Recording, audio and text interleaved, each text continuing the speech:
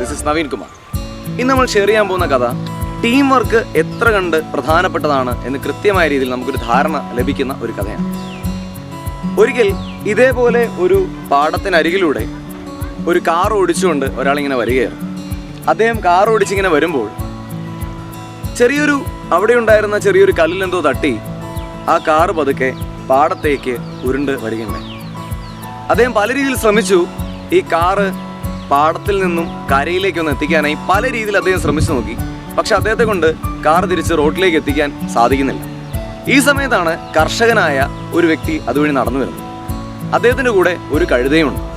അദ്ദേഹം കഴുതയും കൂടെ ഇങ്ങനെ നടന്നു വരുന്ന സമയത്ത് ഈ കാർ ഓടിച്ചിരുന്ന വ്യക്തി കർഷകനോട് പറഞ്ഞു, എന്നെ ഒന്ന് സഹായിക്കാമോ? ഞാൻ വളരെയധികം ബുദ്ധിമുട്ടിക്കൊണ്ടിരിക്കുകയാണ്. ഈ കാർ ഒന്ന് തിരികെ റോഡിലേക്ക് എത്തിക്കാനായി താങ്കൾക്ക് എന്നെ ഒന്ന് സഹായിക്കാൻ സാധിക്കുമോ എന്ന് ചോദിച്ചു. ഈ സമയത്ത് കർഷകൻ പറഞ്ഞു, അതിനെന്താ സുഹൃത്തെ, ഞാൻ സഹായിക്കാമല്ലോ.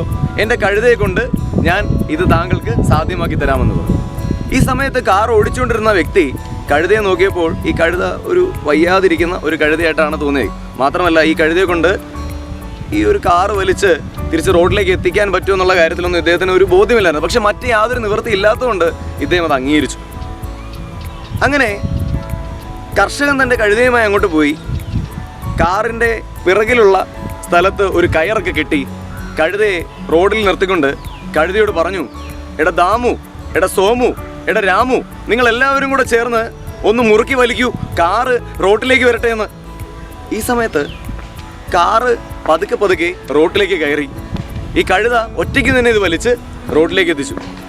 ഇത് കണ്ടു കഴിഞ്ഞപ്പോഴേക്കും കാർ ഓടിച്ചുകൊണ്ടിരുന്ന വ്യക്തിക്ക് ആകെപ്പാടെ സംശയമായി. കാരണം ഇദ്ദേഹം നോക്കുമ്പോൾ ഒരേ ഒരു കഴുതയെ കാണുന്നുള്ളൂ.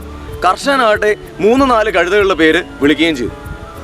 കർഷകൻ്റെ അടുത്ത് ചെന്നിട്ട് ഇദ്ദേഹം ആശ്ചര്യത്തോടുകൂടി ചോദിച്ചു, സുഹൃത്തെ, താങ്കൾ എന്നെ സഹായിച്ചു, താങ്കളുടെ യാത്ര തുടർന്ന് കൊണ്ടുപോകാനായി ഒരുപാട് സഹായിച്ചു, അതിൽ ഞാൻ വളരെയധികം സന്തോഷിക്കുന്നു. പക്ഷേ എൻ്റെ സംശയം ഇതാണ്, താങ്കളുടെ ഒരു കഴുതയെ കൊണ്ടാണ് താങ്കൾ ഈ കാറ് വലിച്ച് റോഡിലേക്ക് എത്തിച്ചത്. മാത്രമല്ല ഈ ഒരു കഴുതയെ കൊണ്ട് താങ്കൾ കയറ് വെച്ച് വലിക്കുമ്പോഴും 3-4 കഴുതകളുടെ പേര് വിളിച്ചു, അതെന്തുകൊണ്ടാണെന്ന് ചോദിച്ചു. ഈ സമയത്ത് കർഷകൻ പറഞ്ഞ ഉത്തരം ഇതാണ്, പണ്ട് ഈ കഴുതയോടൊപ്പം അദ്ദേഹത്തിന് 3-4 കഴുതകൾ കൂടി ഉണ്ടായിരുന്നു. ഇവരെല്ലാവരും കൂടെ ഒരുമിച്ചായിരുന്നു എന്തെങ്കിലും ഒരു അപകടം സംഭവിക്കുമ്പോൾ സഹായിക്കാനായി ഈ 4 കഴുതകളും കൂടെ ഒരുമിച്ചായിരുന്നു കർഷകൻ ഉപയോഗിച്ചുകൊണ്ടിരുന്നത്. എന്നാൽ ഇപ്പോൾ ഈ ഒരു ഒറ്റ കഴുത മാത്രമേ കർഷകൻ്റെ കൂടെയുള്ളൂ. മറ്റ് 3 കഴുതകളും പ്രായമായപ്പോൾ ചത്തുപോയി. എന്നാൽ ഈ പ്രായമായ കഴുതയ്ക്ക് ഇന്ന് കണ്ണിന് കാഴ്ച കുറവാണ്. ആ സമയത്ത് കർഷകൻ 3-4 പേരുകൾ വിളിച്ചപ്പോൾ അറിയാതെ പണ്ട് തൻ്റെ കൂടെയുണ്ടായിരുന്ന മറ്റ് കഴുതകളെ ഓർക്കുകയും എവിടെ നിന്നോ ലഭിച്ച ആ ഒരു ടീം വർക്കിൻ്റെ കരുത്തുകൊണ്ട് ഈ കഴുതയ്ക്ക് കാറ് വലിച്ച് റോഡിലേക്ക് എത്തിക്കാൻ സാധിക്കുകയും ചെയ്തു.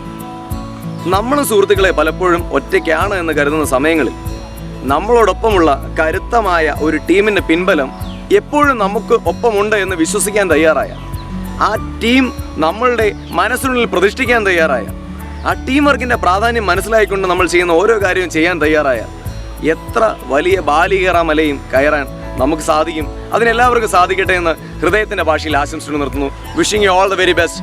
NK signing off.